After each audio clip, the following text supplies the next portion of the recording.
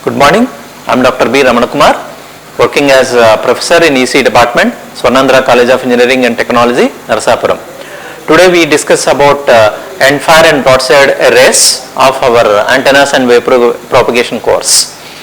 To have this topic, let me consider an 5-element array shown in this picture.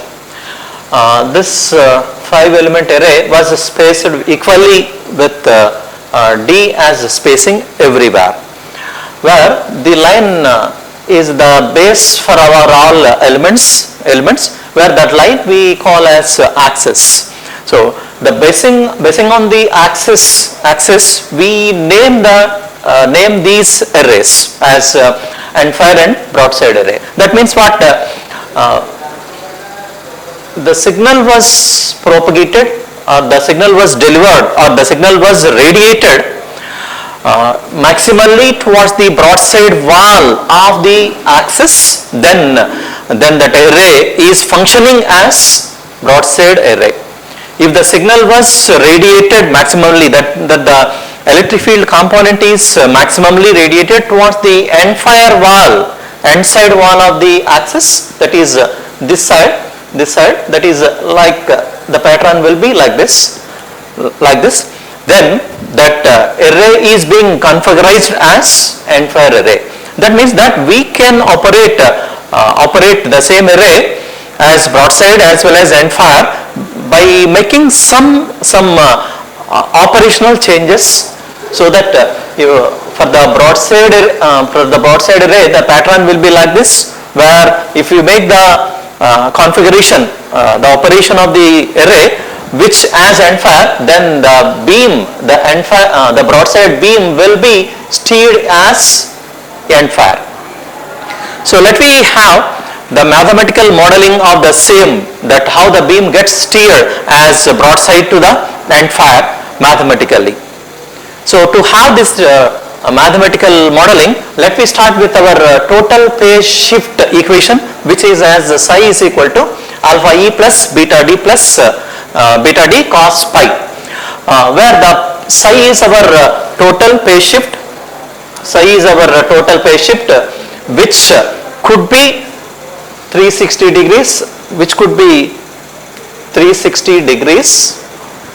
So to have the proper propagation of the electromagnetic signal, the total phase shift everywhere in our antenna system should be 360 degrees. So we will consider the size should be 360 degrees. So then what is alpha E? Alpha E is the excitation phase shift between each and every element. That is from the first to second element, what is the excitation phase difference? That means what the signal that we fed with our antenna elements here. So from 1 to 2 elements, what is the input signal or excitation signal phase difference is alpha E here. Then between 2 to 3, what is the excitation phase difference? So that the elemental excitation phase difference is counted as alpha E. Then what is beta D? Beta is our 2 pi by lambda wave number, 2 pi by lambda our electromagnetic wave number. Then D is our spacing between the elements, and the pi, cos pi, that pi is the arrival or the dispatch of the electromagnetic signal by our array. So with what angle of elevation our electromagnetic signal was dispatched or arrived into our array system is called pi. So usually for the broadside array, which is for the axis,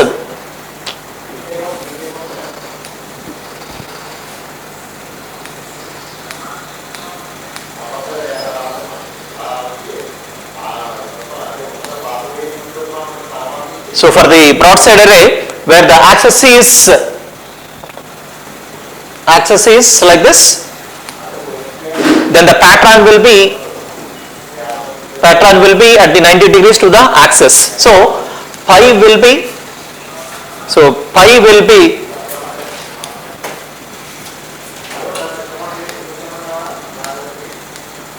90 degrees for broadside array.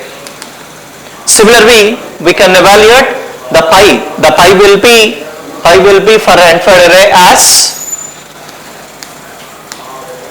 0 degree for end-fire array. Now, let me have the mathematical calculation for broadside array. For the total phase shift to have the broadside propagation, to have the broadside radiation, to have this pattern. So that is as psi, which is 360 degrees, which is equal to alpha E plus beta D cos pi. We can consider the total phase shift 360 degrees or 0 degree. Then alpha E excitation phase shift plus beta D cos pi. Pi is for broadside array, pi is 90 degrees. So now what is cos pi?